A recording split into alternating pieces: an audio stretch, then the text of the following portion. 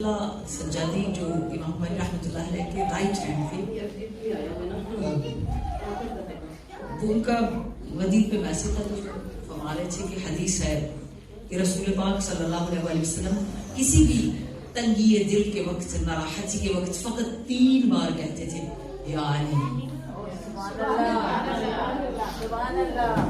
ابھی اس تک پہنچیں گے، میرا دل ہے آپ کو وہاں لے کے جاؤں جہاں سے وہ تفقہ کی منزل جو آیت میں نے پڑھی ہے، جو امام کو چاہیے کہ آپ تفقہ کریں، فکر کریں، سمجھ بوجھ رکھیں، سنی سنائی بات پہ یقین نہ کریں، جو قرآن آپ کو کہہ رہا ہے اس کو سینے میں لے کے ابزارب کر کے پی کر اہل بیت کی محبت میں تجلی بنے۔ امام علیہ السلام کیا فرماتے ہیں اس تفقہ کے زیر سایہ، جس کی وجہ سے مجھے چاہیے کہ آپ آیت نمبر 177 کا غور کریں۔ امام صادق فرماتے ہیں تفقہ فی الدین، جو تمہارا راستہ ہے نا، جو تمہاری پریکٹسنگ ہے، what are you practicing? You have to think about why we do that. Like we are sitting in Azhar, why are we commemorating Imam Hussain? What have relation with Imam Hussain? What have connection with Imam Hussain? Why we can commemorate? Why we cried? What is it? Like we can have lots of questions. تو یہ question کا answer آپ کو یہاں پہ بھی مل سکتا ہے۔ تو تفقہ، جو یہ سوال نہیں کرتا، میں سمجھتی ہوں تفقہ فی الدین، فإنه لم يتفقه في الدين فهو أعرابي۔ یہ امام کا جملہ ہے جو نماز کی روح ہے۔ جس نے کوئی عمل کیا لیکن اس عمل کو اپنایا پر اس پر تفقہ نہیں کیا۔ تفقہ فقیہ سے نکلا ہے۔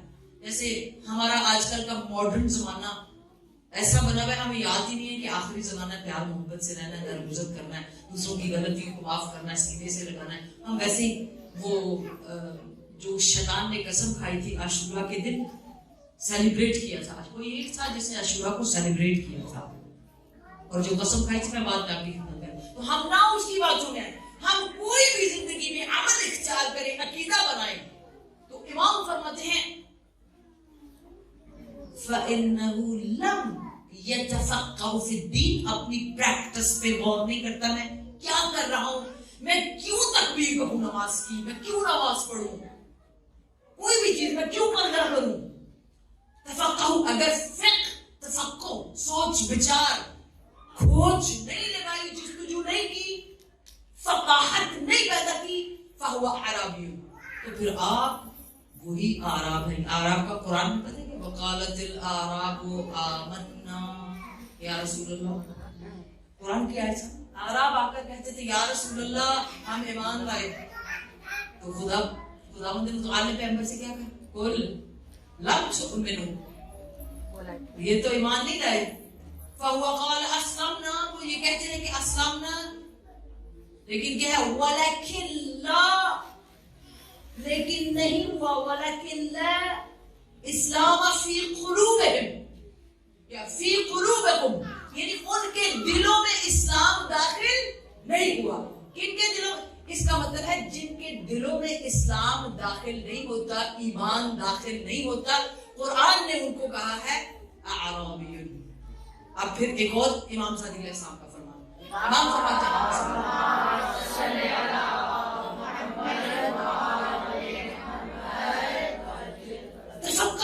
امام فرماتے ہیں تفقہوا الا وانتم الاعرابی، اعراب یا جہال، یا پھر تم عرابی ہو یعنی بدو۔ عرابی کا مطلب اپنی زبان میں مکے کے بدو جیسے ہم بولتے ہیں، نہیں بدو تو ساری قوم بولتے ہیں، تو یا تم اعراب ہو یا جہال ہو۔ تو یہ نہیں ہو سکتا کہ کوئی صفِ عزائے امام حسین پر بیٹھے یا حسین کہے اور وہ جاہل بھی ہو بدو بھی ہو، یہ نہیں ہو سکتا۔ اس کا مطلب ہے کہ ہر وہ عمل، امام آپ کو فرما رہے ہیں آؤ تفقہ کرو، فکر کرتے ہوئے اسلام یا قرآن کسی بھی اینگل سے تم تفقہ کرو گے اور وہ فکر کی آخر ہم تک پہنچے گی، یعنی وہ فکر تمہیں ہم سے جوڑ دے گی۔ اسی لیے کہا لیس البر ان تولوا وجوہکم قبل المشرق والمغرب، نیکی یہ نہیں ہے کہ جو ہے तुम मशरिक व मगरिब की तरफ अपना मुंह कर लो, बल्कि नेकी ये है। देखिए आयत का स्टार्ट ही लैसल बिर्रा से है। इसका मतलब है जब जिस नेकी को करते हुए तुम नेकी समझते हो वो नेकी नहीं है। हम कहते हैं ये काम तो ठीक है, ये काम तो ठीक है, ये तो ठीक है, मतलब नमाज पढ़ी है ठीक है, या मसलन मशरिक व मगरिब की तरफ कोई भी काम जो अपनी पसंद से, अपनी डिजायर से, अपनी खुशी से हम कहते हैं ये तो काम नेक है, हमने तो बड़ा अच्छा किया है। कौन कहता है ये नेक नहीं है? नहीं समझ रहा कौन सा अमल नेक है उसका स्टैंडर्ड हमने नहीं बनाना। कौन सा अमल नेक है उसका स्टैंडर्ड हमने नहीं बनाना। हो सकता है तुम कहो ये बड़ी नेकी है, मैं एक जगह से गुजरूंगी, आप अगर पहुंच गए तो पहुंच गए। हो सकता है तुम कहो ये बड़ी नेकी है, लेकिन कुरान कहे नेकी नहीं है। तुम कहो कि बड़ी नेकी है रात के अंधेरे में जासूसी करते हुए चले जाना, मतलब जासूसी का लफ्ज़ मैंने बोल दिया। आप कहते हैं बड़ी नेकी है, बड़ी नेकी है। पैगंबर का साथ दिया जिसे तुम नेकी कहते हो उसे कुरान कहते हैं ला तखफ ला तहज़न। तुम नेकी कह रहे हो और उधर खुदा वहां कहा, कुरान कह रहा है रो ना, डरते क्यों हो? और आमना बिल्लाह की है जुमला पूरा क्या है? नहीं समझ रहा तो मुझको के बदल मस्जिद वाला वलाकिन्नल बर्रा मन आमन बिल्लाह। अल्लाह पर ईमान होगा तो अल्लाह पर ईमान की पहली निशानी कौन सी है? वल्लज़ीना आमनु सुम्मा इस्तक़ामू, जिन्होंने ईमान लाया फिर वो इस्तिकामत से डट गए। और कुरान की तारीफ करता है ला खौफुन अलैहिम वला हुम यहज़नून। आप जिन्हें कहते हैं कि अंधेरे में चलने से हकदारे खिलाफत हो गए थे, कुरान तो उनके ईमान पर सवालिया निशान उठा रहा है। माना ईमान वाले की निशानी है कि वो कभी खौफजदा और गमगीन नहीं होता।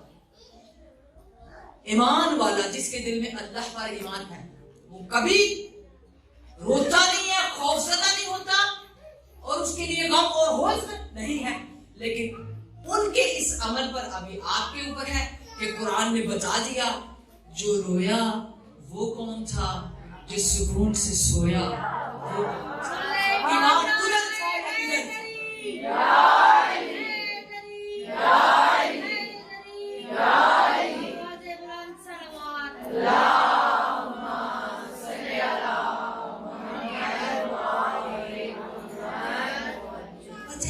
हम लोगों को, मैं कभी कभी अपना हम भी इसमें शामिल हैं कि हमें कभी उन हस्तियों को जिन्हें खुदा रब्बुल आलमीन ने कहा हो कि ये मेरी जात का आईना, आईना ये मेरी सिफात के मजहर हैं, ये बात बयान करूंगी कि खुदा ने क्यों कहा।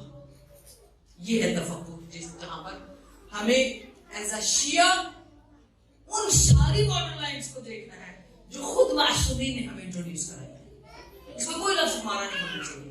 और जब हमें ये बात समझ आ जाएगी फिर मैं आप कोई भी उनकी किसी बात को ये कहकर किसी दुनिया की चीज से कंपेयर नहीं करेंगे। ये सबसे अलग है, इनका किसी से कोई तकाबुल, कोई मवाजना नहीं है। क्यों मवाजना नहीं है? मिसाल ले लेते हैं।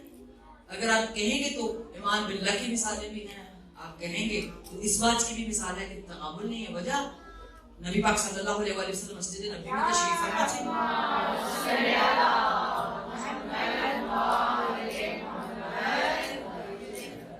लोग बहुत सारे थे, मौजूद थे। तो एक यहूदी मतलब हाजिर था, वहां पर खड़ा था, लेकिन कुछ जैसे कहते हैं ना थोड़ी खुली आंखें, खीरा खीरा आंखों से वो नबी पाक की तरफ देख रहा था।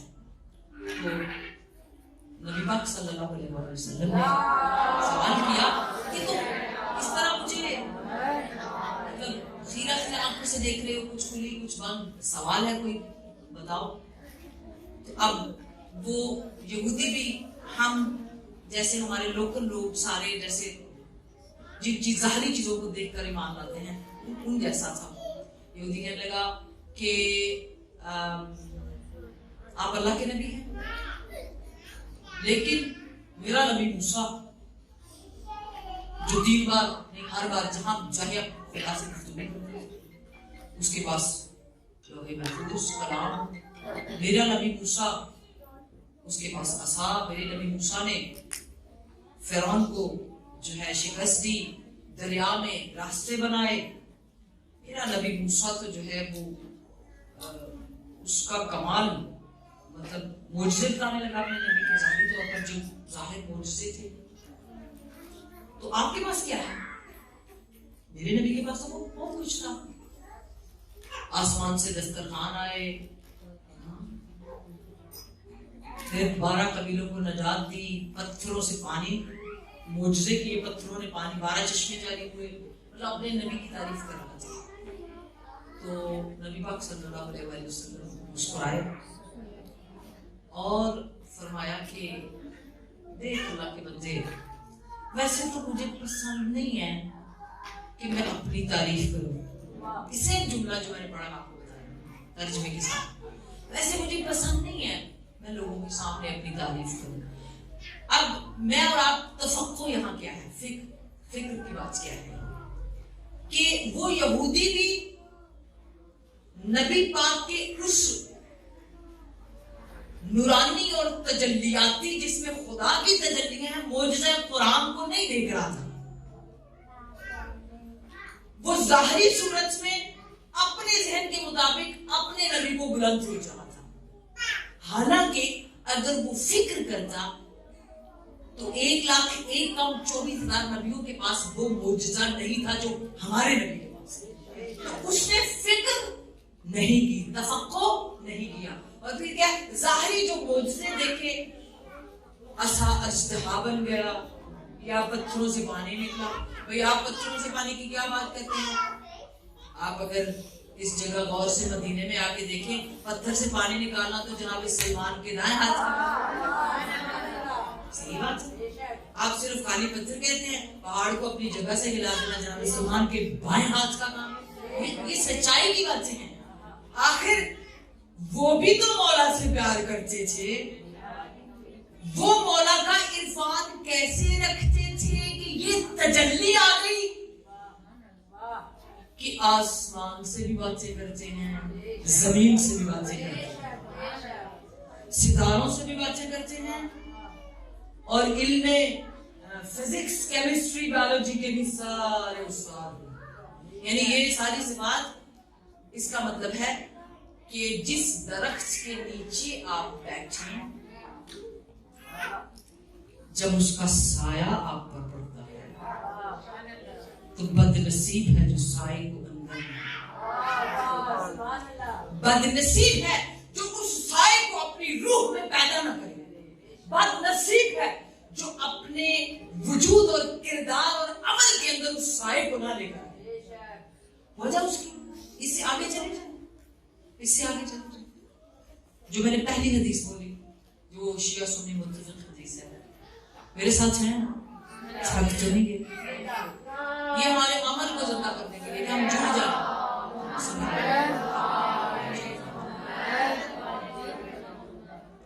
کہ رب العالمین نے, یہ آپ کی سوچ ہے, اگر بلینس کتابیں اس کے اوپر پڑھی جائیں, لکھی جائیں تو کم ہے. پہلی چیز کہ جب عرش نہیں بنا تھا, یعنی هل أتى على الإنسان حين من الدهر لم يكن شيئا مذكورا, انسان پر, کائنات پر ایسا وقت تھا جب کہ کوئی بھی چیز قابل ذکر نہیں تھی. اچھا, تو عرش سب سے پہلے عرش کی خلقت سے 25,000 کتنے 25,000 years ago رب العالمین نے فخلقت الخلق نور محمد کیا کیا؟ اللہ رب العالمین نے اپنے نور سے نور محمد کو کب 25,000 25,000 years پہلے. اچھا 25,000 سال پہلے عرش سے یہ نور کیا کر رہے تھے؟ کبھی آپ دیکھیں ہمارے پاس کتنی زندگی ہے؟ 50 60 70 80 برس. یہ تو ایسے ہی ہے, وہی اس دروازے سے آئے سے چلے گی. 25,000 years ان انوار خمسہ نے اللہ رب العالمین کی تقدیس بیان کی, تجلیل بیان کی, توصیف بیان کی ہے, تسبیح کی ہے. آپ تسبیح کی ہے سے سمجھتے نہیں ہیں کہ کوئی ایک خاص ہے جس کے نام پر کر دی اللہ نے تسبیح. وہ تسبیح آسمان کے دروازے بھی کھولتی ہے, بند مقدر بھی کھولتی ہے, گرے بھی کھولتی ہے. وہ تسبیح دماغ بھی کھولتی ہے, روشنی بھی دیتی ہے, نور بھی دیتی ہے. اس تسبیح سے سیدہ معجزات کر سکتے ہیں آپ. پتہ ہے 25,000 years اللہ کی تسبیح کی تو ان کی تسبیح کے انعام میں ان کو عرش ملا. انعام میں ان کو عرش ملا. بس پھر عرش بھی نور کا تھا, یہ بھی نور. آپ مجھے سچ بتائیں,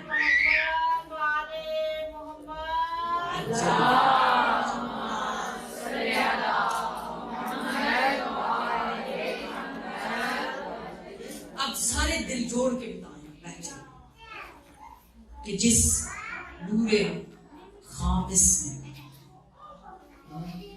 یعنی 5ویں نور اتنا ذکر کیا اور پہلے نور نے نہ دوسرے نور کے لیے وہ جملہ بولا, نہ تیسرے نور کے لیے وہ جملہ بولا, نہ چوتھے نور کے لیے وہ جملہ بولا, بس آخری کے لیے بولا انا من حسین.